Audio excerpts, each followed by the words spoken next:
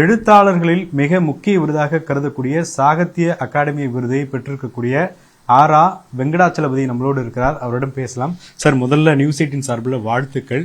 மிக முக்கியமான பல ஆராய்ச்சி கட்டுரைகள் தற்பொழுது வர தொடங்கியிருந்தாலும் கூட குறிப்பாக நீங்கள் எழுதியிருக்கக்கூடிய திருநெல்வேலியினுடைய எழுச்சி வஉசியும் 1908 அப்படிங்கிற அந்த புத்தகம் நூல் அப்படிங்கிறது மிகப்பெரிய ஒரு வரவேற்பை பெற்றிருக்கிறது. எப்படி பாக்குறீங்க சார்? அதற்கான அந்த சாகித்ய அகாடமி விருது எப்படி பாக்குறீங்க? இது முற்றிலும் எதிர்பாராத ஒரு விருது, ஆனால் மிக மகிழ்ச்சியாக இருக்கிறேன். அதற்கு காரணம் வஉசியை ஆராய்ச்சி செய்வதன் மூலமாகத்தான் நான் ஆராய்ச்சி துறைக்கும் அறிவுத்துறைக்கும் படிப்பு வாசிப்பு என்கின்ற நிலைக்கு வந்திருக்கிறேன்.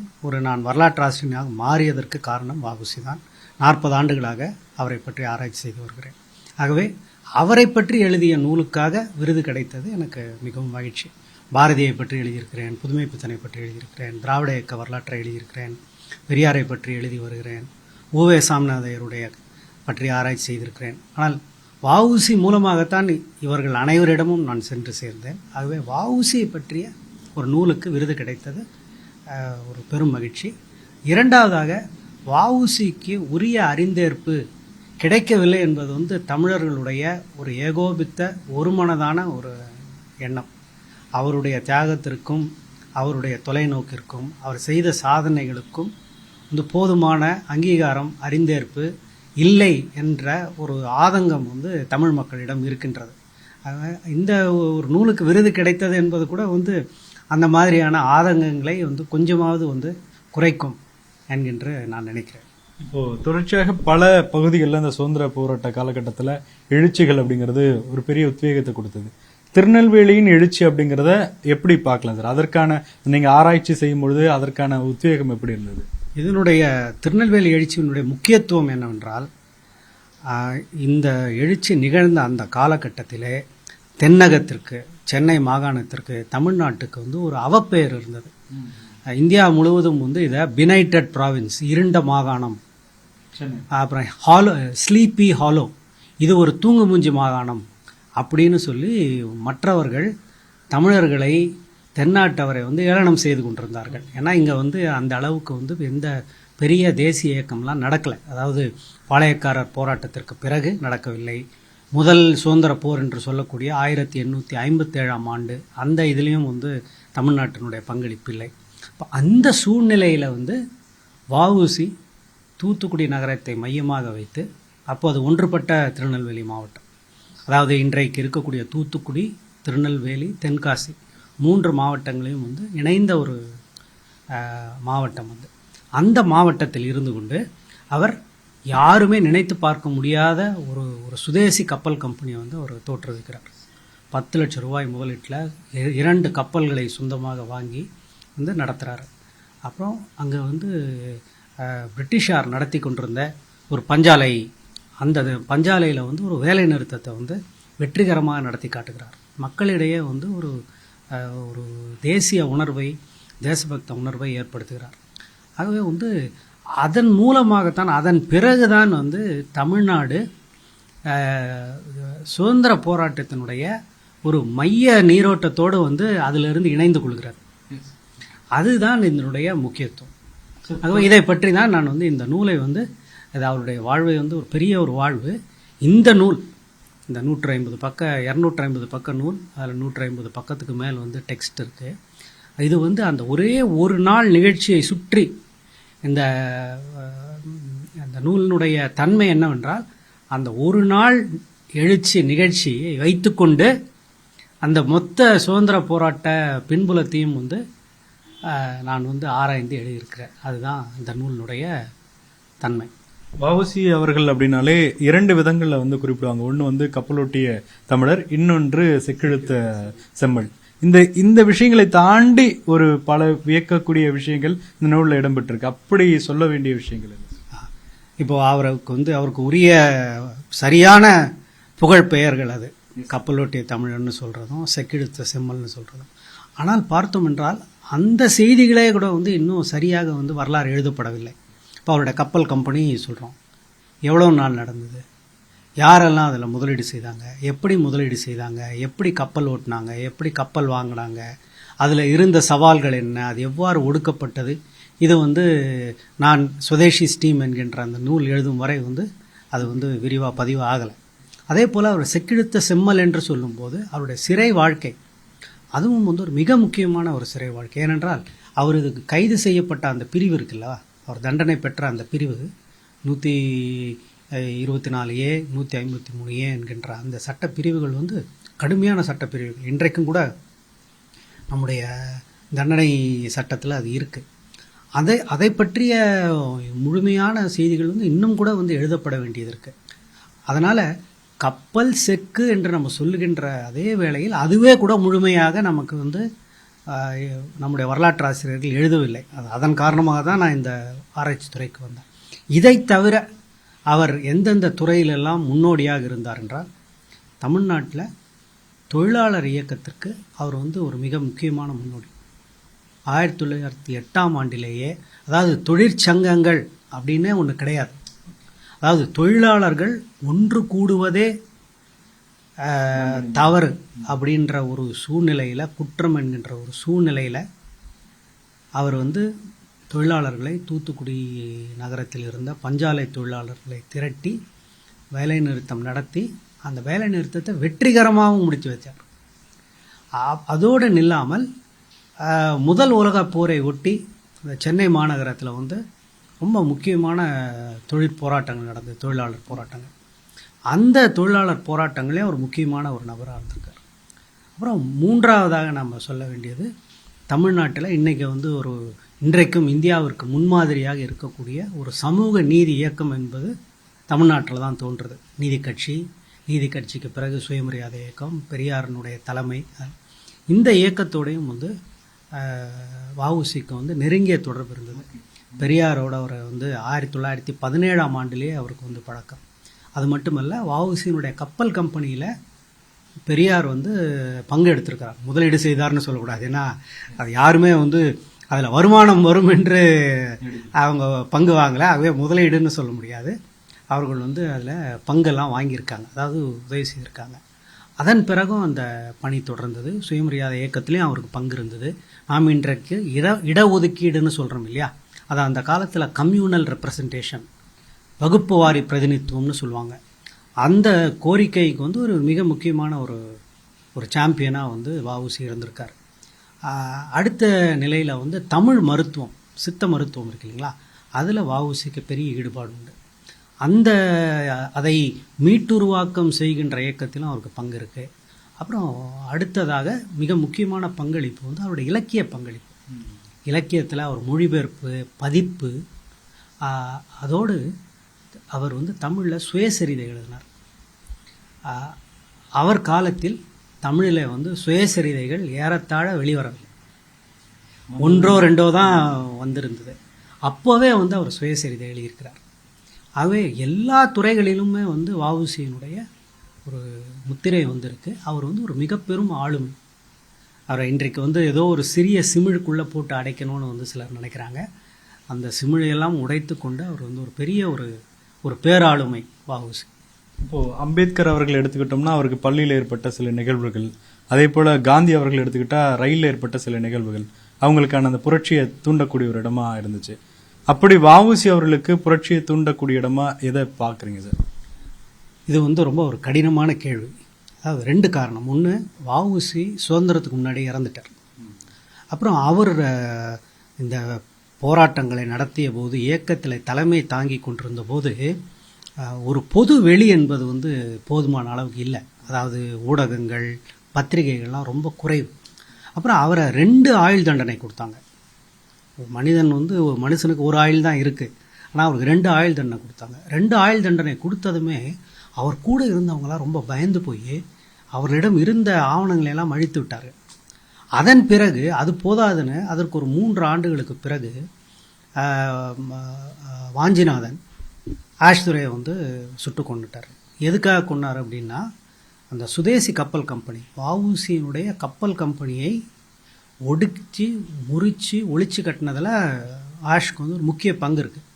அவர் சுட்டு கொல்லப்பட்டார். இல்லை, வஉசியே சொல்கிறார், அந்த செய்தி அவர் சிறையில் இருக்கும்போது வருது. அப்போ சொல்கிறாரு, நல்ல செய்தி நவீன்ராய், நீ நலம் பெறுவாய் அப்படின்னு சொல்கிறாரு. அதாவது எல்லாரையும் மன்னிக்கக்கூடிய குணம் இருக்க வஉசியை வந்து இந்த கப்பல் கம்பெனியை ஒழிச்சதுனால வந்து ஆஷ் மேலே கோபம் வச்சுருக்கார். ஆனால் அவர் ஒரு ஒரு கலெக்டரை, அதுவும் ஒரு வெள்ளைக்கார காலத்தில் ஒரு கலெக்டரை அரசியல் காரணத்திற்காக படுகொலை செய்தால் வந்து எவ்வளவு ஒரு பெரிய விஷயம். அதில் அந்த அச்சத்தின் காரணமாக எஞ்சியிருந்தவர்களும் வந்து அவங்களிடம் இருந்த ஆவணங்களை எல்லாம் அழித்து விட்டார்கள். அப்புறம் அந்த செய்திகளை எல்லாம் பதிவு செய்யவே இல்லை. இப்போ ஒரு சுவாரஸ்யமான எழுத முடியாத ஒரு சூழ்நிலை இருந்து ஒரு உதாரணம் சொல்லணும்னா, இந்த திருநெல்வேலி எழுச்சி நிகழ்ந்தபோது முக்கியமான ஒரு இடம் வந்து திருநெல்வேலி இப்போது சந்திப்புன்னு சொல்லக்கூடிய ஜங்ஷன். அப்போது வந்து அது ஜங்ஷன் கிடையாது, அது பேர் திருநெல்வேலி பாலம்னு பேர். அங்கே இந்து கல்லூரி இருக்குது. அந்த இந்து கல்லூரி மாணவர்கள்லாம் அதில் கலந்துக்கிட்டாங்க. அவர்கள்லாம் கூட வந்து பதிவு பண்ணல. 2 பேர் மட்டும் சும்மா கால் பக்கம் எழுதி வச்சுருக்காங்க. பேனா அப்புசாமி, அப்புறம் இவர் வையாபுரி பிள்ளை. அப்போது அப்படிப்பட்ட ஒரு அச்ச சூழ்நிலை இருந்தது. அதனால் வந்து போதுமான அளவுக்கு வந்து அது பதிவு செய்யப்படலை. அதனால் நமக்கு இப்படி ஒரு பெரிய ஒரு திட்டத்தை வந்து இவர் எவ்வாறு யோசித்தார்னு இன்றைக்கு வரைக்கும் புரியவில்லை. அது ஒரு கப்பல் கம்பெனியை தொடங்கணும் அப்படின்னா அந்த ஊரில் ஒரு பப்ளிக் லிமிடெட் கம்பெனியை தொடங்குறது என்பது இன்றைக்கே கூட திருநெல்வேலி தூத்துக்குடியில் எத்தனை பப்ளிக் லிமிடெட் கம்பெனி வந்து ஒவ்வொரு ஆண்டுக்கும் பதிவு செய்யப்படுது அப்படின்னு பார்த்தோம்னா ஏறத்தாழ இருக்காது. அதனால் உண்மையில் நமக்கு வந்து தெரியல. ஆனால் அவர் இன்னும் 2 விஷயம் சொல்கிறார். நான் 1893, அதாவது அவருக்கு 21 வயசுலேயே வந்து திலகருடைய எழுத்துக்களை படித்தேன்னு சொல்கிறார். அப்புறம் ஊடகக்காரர்கள்லாம் மகிழ்ச்சி அடைவார்கள். அவர் சொல்கிறாரு, நான் வந்த எல்லா பத்திரிகைகளையும் படித்தேன் அப்படின்னு சொல்லி. நல்ல வேளை அந்த காலத்தில் வாட்ஸ்அப்பு சோஷியல் மீடியாலாம் இல்லை. இருந்தால் இது மாதிரி பெரிய திட்டம் அவருக்கு வந்திருக்காதுன்னு நினைக்கிறேன். அவர் அந்த காலத்து பத்திரிகைகளை எல்லாத்தையுமே வந்து படிச்சிருக்கார். அப்போ அவருக்கு வந்து உலக நடப்புகள், முக்கியமாக வங்காளத்து நடப்புகள் வந்து அவருக்கு நல்லா தெரிஞ்சிருக்கு அப்படின்பது வந்து ஒரு முக்கிய காரணம். ஆனால் இது எதுவுமே வந்து இவ்வளவு பெரிய ஒரு கனவு, ஒரு சாதாரணமாக ஏதோ ஒரு லேத்து பட்டறை தொடங்குறதோ அல்லது வந்து ஒரு மெழுகுத்திரி செய்கிற ஒரு தொழிலையோ அவர் தொடங்கலை. ஒரு கப்பல் கம்பெனியை தொடங்குறாரு. அதுதான் அவருடைய சாதனை. அது நம்ம அவருடைய பார்க்கும் போதெல்லாம் வந்து நமக்கு வந்து இது பல சமயம் நமக்கே வந்து ஒரு முதல்ல வந்து ஒரு புலகாங்கிதம், ஒரு புல்லரிப்பு ஏற்படுது. அப்புறம் எப்படி இதை அவர் செஞ்சார், எப்படி அவருக்கு இந்த நமக்கு புரிய மாட்டேங்குது. சரி, கிட்டத்தட்ட ஒரு 40 ஆண்டு காலம் இதற்காக பயணிச்சிருக்கிறீங்க. எந்த இடம் ரொம்ப சவால் மிகுந்ததாக இருக்குது? ஏன்னா நீங்களே குறிப்பிட்டீங்க நிறைய ஆவணங்கள் வந்து அப்பொழுதே வந்து அழிக்கப்பட்டது அல்லது பதிவு செய்யப்படலைன்னு. அப்போ எவ்வளவு சவால் மிகுந்ததாக இருந்தது இந்த பயணம்? அதாவது இது மொத்தமாகவே ஒரு சவால் தாங்க. அதாவது நமது சமூகம் வந்து வரலாற்று துறையை, வரலாற்று ஆராய்ச்சியெல்லாம் வந்து ஊக்குவிக்கக்கூடிய ஒரு சமூகம் அல்ல.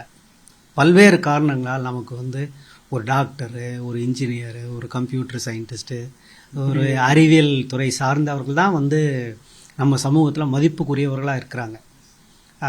ஆனால் நான் வந்து விரும்பி இந்த துறைக்கு வந்தேன். அதற்கு காரணம் வஉசி தான்.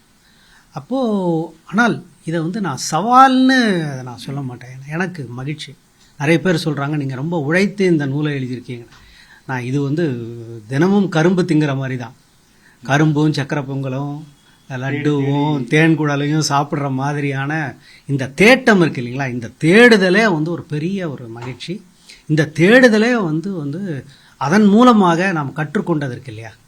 இப்போ எனக்கு வந்து தமிழகம் முழுவதும், இந்தியா முழுவதும், உலகம் முழுவதும் நண்பர்கள் இருக்கிறார்கள். அதற்கு காரணம் வந்து வஉசி தான். அவரை தேடி போகும்போது இவர்கள் எல்லாம் வந்து போனாங்க. ஆனால் ஒரு சின்ன ஒரு உதாரணம் சொல்லலாம். இன்றைக்கு அந்த தோழர் இல்லை. திருச்செந்தூரிலே தோழர் கே சுடலை என்ற ஒருவர் இருந்தார். அவர் வந்து முறையாக கல்வி கற்காதவர். அவர் ஒரு மிட்டாய் கடை வச்சுருந்தார். இன்றைக்கி கருப்பட்டி மிட்டாயெல்லாம் வந்து பெரிய செல்வம், அன்றைக்கி அது கிடையாது. அந்த மிட்டாய் கடை வச்சுருந்தார்.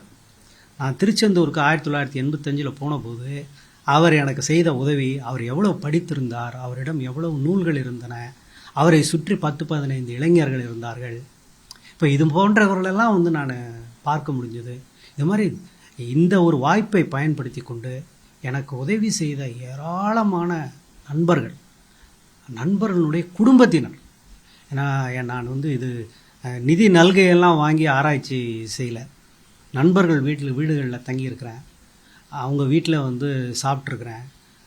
ஒரே ஒருவரை சொல்லணும்னா சிவசுப்பிரமணியன் அப்படின்னு தமிழ்நாட்டில் ஒரு பெரிய ஆய்வறிஞர் இருக்கிறார்.